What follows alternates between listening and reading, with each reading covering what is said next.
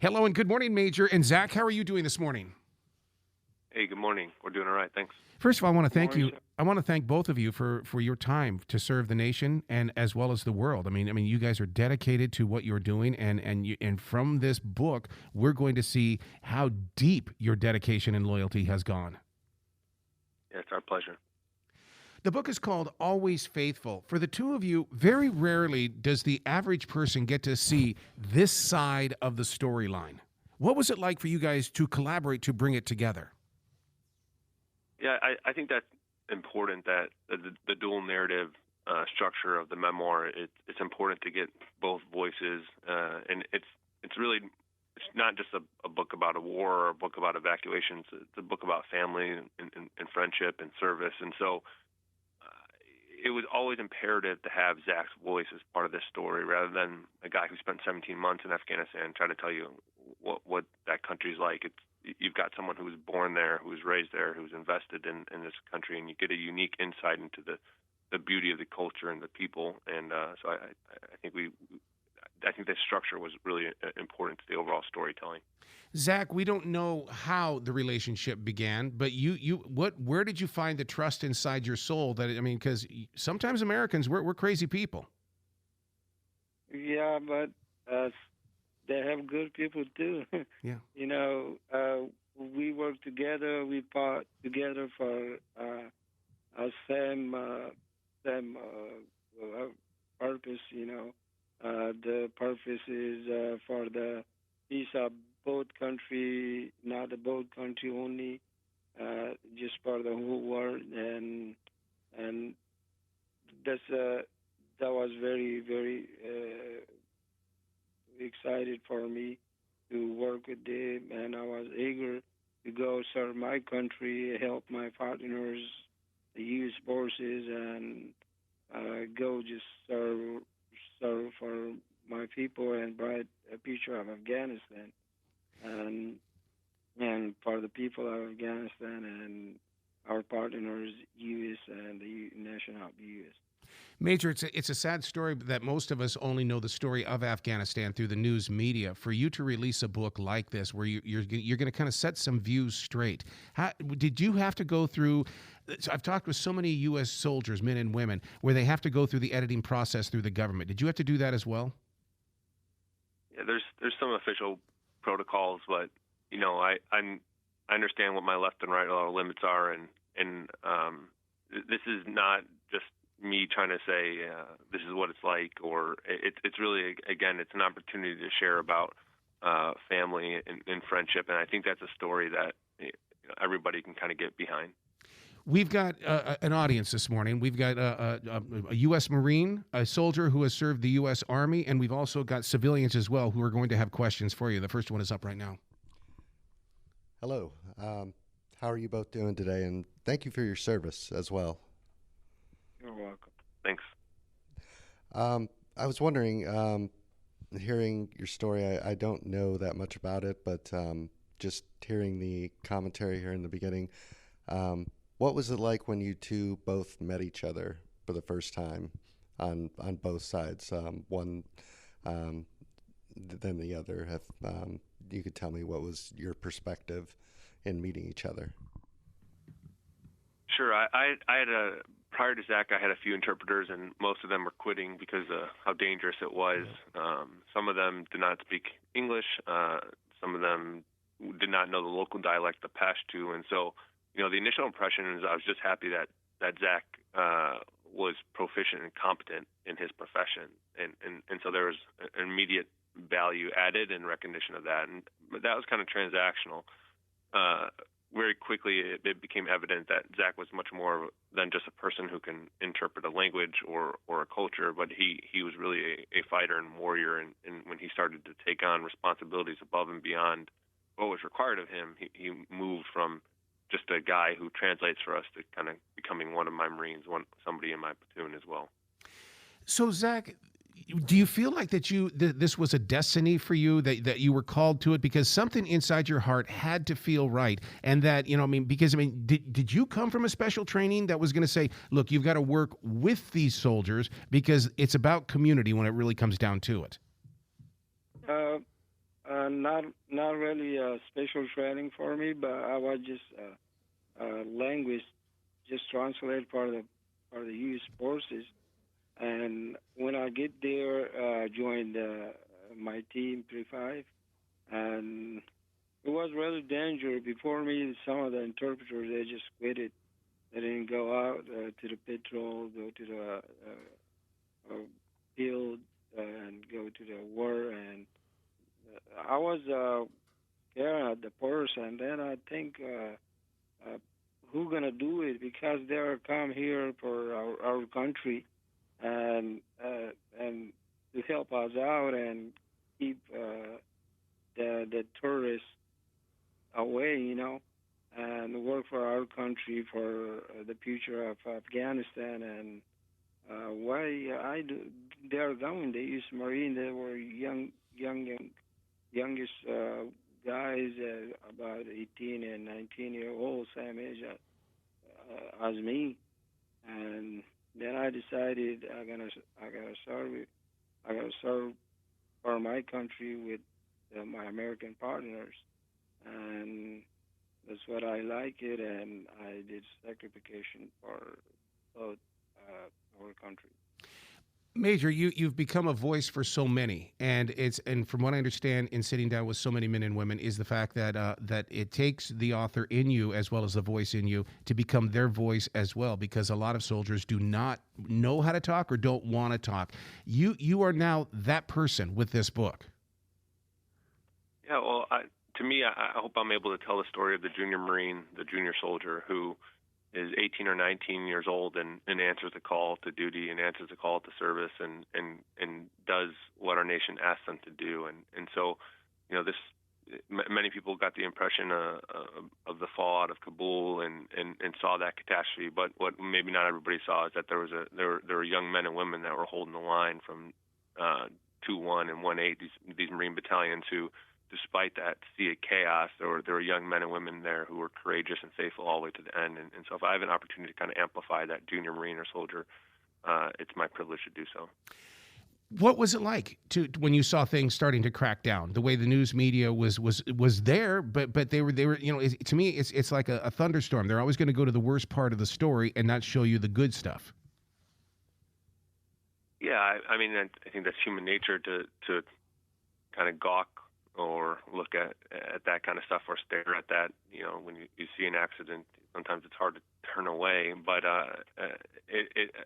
again, that's part of why we felt compelled to tell this story, is that there's a lot of incredibly brave young men and women whose story is not told or hasn't been observed. And I think it's a story worth knowing. And if we get to say their names or if we get to highlight their valor or courage, that's what we wanted to do. CBS started a brand new show that was about a U.S. soldier coming back from Afghanistan with his interpreter, and they turned that into comedy. You're giving us the more authentic, but don't you think that more of these stories are going to grow because there is a brotherhood, there is a connection between the two of you? Of course. I mean, any relationship born in combat is special and unique. When you become brothers under fire, you become bonded in a way that is unique. And so I think you'll find that it forges this lifelong relationship and kind of kindred spirits that you may hear more about.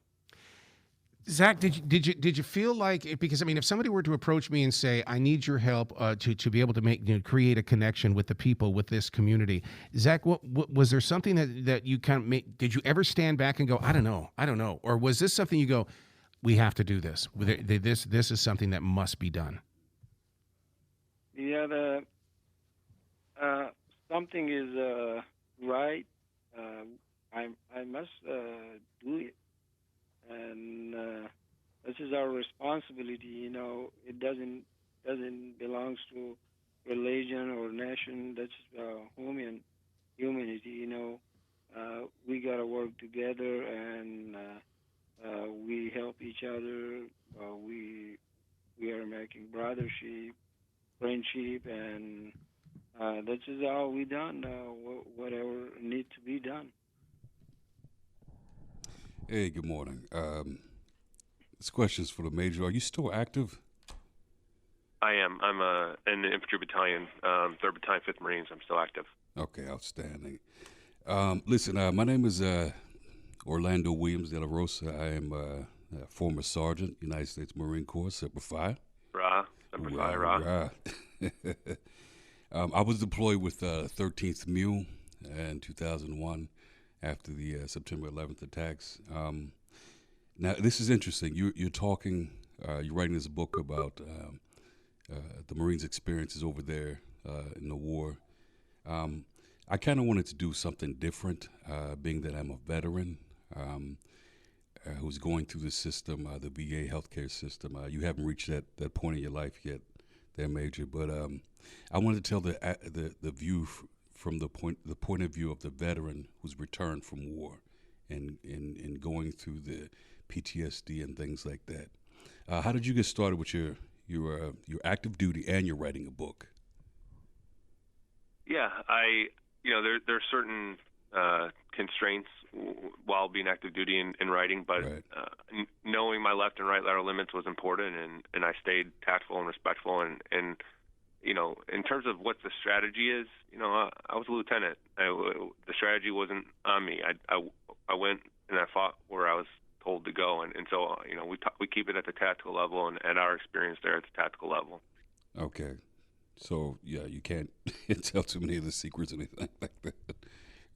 So the Marine Corps supports you as you The Marine pursue Corps this has been. endeavor? I'm telling. It's our motto, Semper Fi. That's Right. what the book is all about. It's about being no better friend, no worse enemy. It's about being always faithful. And so I'll continue to hopefully make Semper Fi more than just a motto, but actually how we live. And I think the Marine Corps can support a story like that. Outstanding. It's good to go. My second question is for Zach. It's one of the things that on the outside I'm paying attention to what's going on with all the people who help us there, all the translators like yourself there, Zach.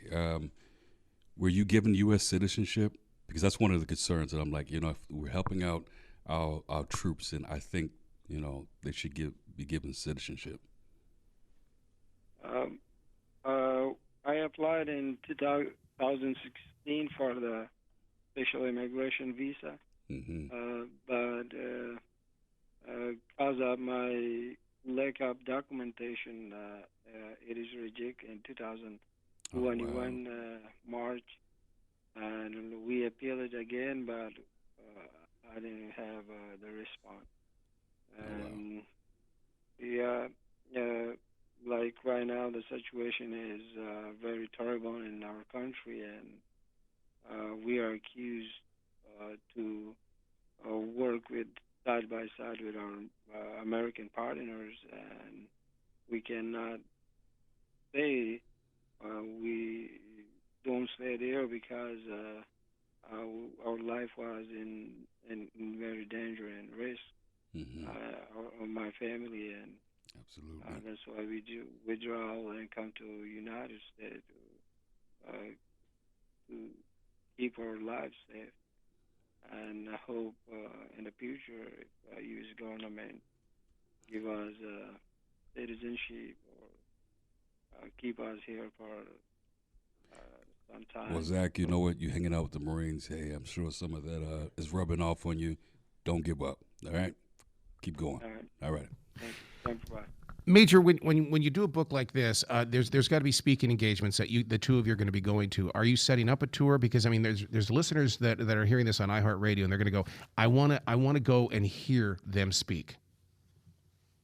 Yeah, we've done a couple engagements. I'm pretty excited to be able to go back to Chicago, where I'm from, and actually where I was commissioned. The library where we were commissioned. We're going to have an opportunity to discuss the book there and sign a few books. And we've got a great publisher, and I'm sure they're going to take care of facilitating that tour and have some opportunities for us to meet with the public and to continue this conversation. Now, Zach, one of the things that Orlando did bring up was the PTSD. We always hear of the soldiers having PTSD. What about you as an interpreter?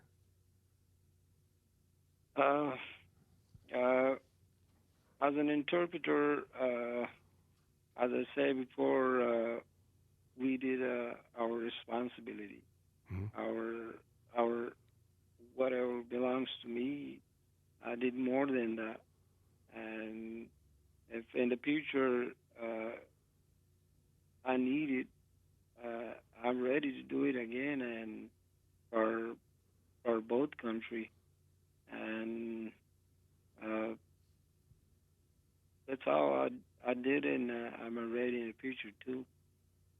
Major, do you see this also as being a book of teaching in the way that, God forbid, anything ever happened on our own soil, that we've got to be able to work with people in order to, this could be that manual. I say, Major talked about it in this. This is what needed to happen. We needed to bring people together, and this is how they did it.